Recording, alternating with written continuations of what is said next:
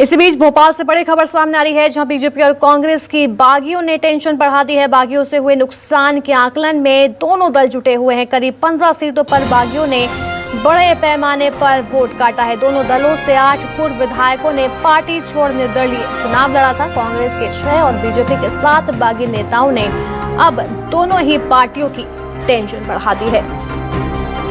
Ticket ना मिलने के बाद बागियों में नाराजगी देखी गई और उसके बाद उन्होंने निर्दलीय चुनाव लड़ा है।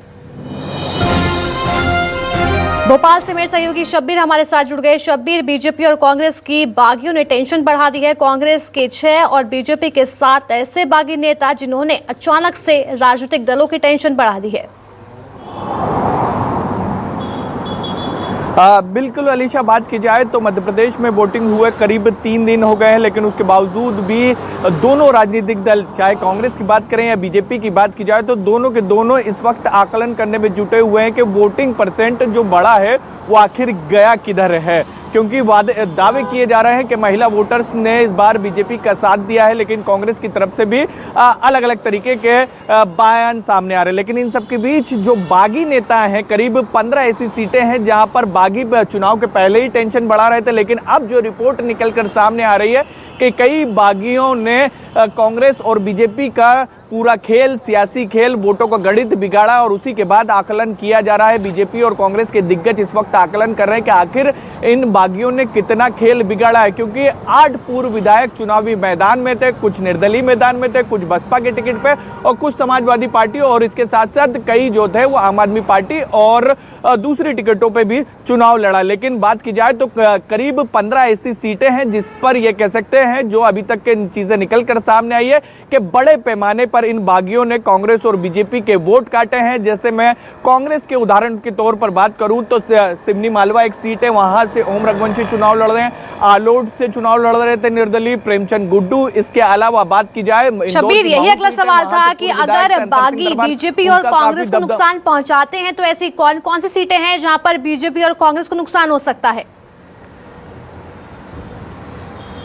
देखिए, करीब ऐसी 15 सीटें हैं जिसके अंदर सबसे पहले मालवा निमाड़ की बात कर लेते हैं तो एक बात की जाए तो बुरहानपुर एक ऐसी सीट है जहां पर बीजेपी का खेल और कांग्रेस का खेल दोनों का बिगड़ता हुआ नजर आ रहा है। वहां से नंद कुमार सिंह चौहान जो दिग्गज बीजेपी के नेता रहे हैं, उनके बेटे हर सिंह चौहान मैदान में हैं। ऐसे ही हम रतलाम की आलोट सीट की बात करें तो वहां से कांग्रेस के पूर्व विधायक प्रेमचंद गुड्डू वहां पर चुनावी मैदान में। इंदौर आते हैं हम तो महू की बात की जाए तो वहां से अंतर सिंह दरबार हैं, कांग्रेस के बागी हैं। तो ये तो रही मालवा और निमाड़ की। लेकिन इसके अलावा बात की जाए तो नर्मदापुरम की बात की जाए तो यहाँ से भगवती चोरे बीजेपी के बागी हैं, वो वहाँ पर खेल बिगाड़ते हुए बीजेपी का नजर आ रहे हैं। इसके अलावा नर्मदापुरम में एक और सीट है सिवनी मालवा, यहाँ से कांग्रेस के पूर्व विधायक हैं ओम रघुवंशी, ये बीजेपी का कांग्रेस का खेल बिगाड़ते हुए नजर आ रहे हैं। और इसके साथ साथ भिंड मुरैना की बात की जाए तो भिंड मुरैना में जैसे लाहार है एक सीट, वहां से रासाल सिंह पूर्व विधायक है बीजेपी के, वो बसपा ज्वाइन कर चुके थे।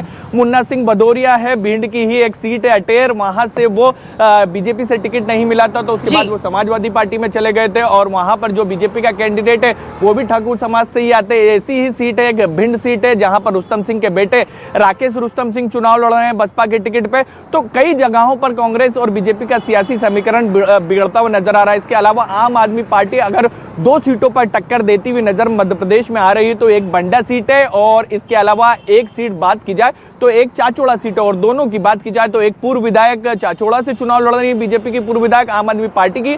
इसके अलावा बंडा से पूर्व सांसद के बेटे हैं सुधीर यादव, जो बीजेपी के टिकट पर पिछला चुनाव लड़े थे, सुर्खी से हार गए थे, लेकिन उन्होंने पास वाली सीट से तैयारी करी थी बंडा से, वहां पर यादव वोट भी काफी ज्यादा, तो सुधीर यादव वहां पर भी खेल बिगाड़ते हुए नजर आ रहे हैं। तो ऐसी करीब 15 सीटें हैं अलीशा जहां पर कांग्रेस और बीजेपी के दिग्गज इस वक्त आकलन कर रहे हैं। लेकिन शब्बीर, क्या हमारे निर्दलीय ऐसी स्थिति बन रही है कि अगर दोनों को घाटा होता है तो तीसरे ऐसा कौन सा दल है जिसको ज्यादा फायदा होगा? देखिए अलीशा, बात की जाए तो सबसे ज्यादा अगर किसी को सियासी फायदा मध्य प्रदेश में होता हुआ नजर आ रहा है तो वो बसपा को नजर आ रहा है। पिछली बार की बात की जाए तो पिछली बार बसपा ने 2 सीटें जीती थी, लेकिन अभी तक के जो आंकड़े निकलकर सामने आ रही है, जो चीजें निकलकर सामने आ रही है कि बसपा 3 से 4 सीटों तक 5 सीटों तक के जीत सकती है मध्य प्रदेश के अंदर। ये अभी तक के त्रिकोणीय मुकाबलों में चीजें निकलकर साफ हो रही है, यानी जो पिछली बार का आंकड़ा था उससे बढ़ता हुआ नजर आ रहा है, क्योंकि वजह यह है कि जो बीजेपी और कांग्रेस के नाराज नेता थे उनको वो बसपा में चले गए थे और ऐसी करीब आधी दर्जन सीटें हैं जहां पर बीजेपी और कांग्रेस के दिग्गज नेता बसपा के टिकट पर चुनाव लड़ रहे हैं और उनको उम्मीद है कि बसपा का अगर दलित वोट जो कोर वोटर कहा जाता है वो हमारे साथ जुड़ जाएगा तो हम चुनाव जीत सकते हैं। और इसी के कारण मुरैना की ही सीट की बात कर लें, मुरैना में कुल ऐसी 3 सीटें हैं जिसको लेकर कहा जा रहा है कि यहाँ पर बसपा 1 या 2 सीटें हासिल कर सकती है। एक मुरैना प्रॉपर है, इसके अलावा एक दिमनी सीट है, इसके अलावा एक सुमावली सीट है और उसके अलावा भी बात की जाए तो भिंड में भी एक प्रॉपर जो वहां से खुद अभी मौजूदा जो विधायक हैं वो खुद बसपा के टिकट पर चुनाव लड़ रहे हैं। तो ऐसे कई समीकरण बनते हुए नजर आ रहे हैं। और जो आपका सवाल था कि तीसरा किसको फायदा हो सकता है, तो बहुजन समाजवादी पार्टी है जिसको सबसे ज्यादा फायदा हो सकता है इस त्रिकोणीय मुकाबले के अंदर। यानी साफ तौर पर जो बागी हैं वो कहीं ना कहीं थोड़ा बहुत कांग्रेस और बीजेपी का जो खेल है वो उसे बिगाड़ सकते हैं। शब्बीर, बहुत बहुत शुक्रिया हमें तमाम अपडेट देने के लिए।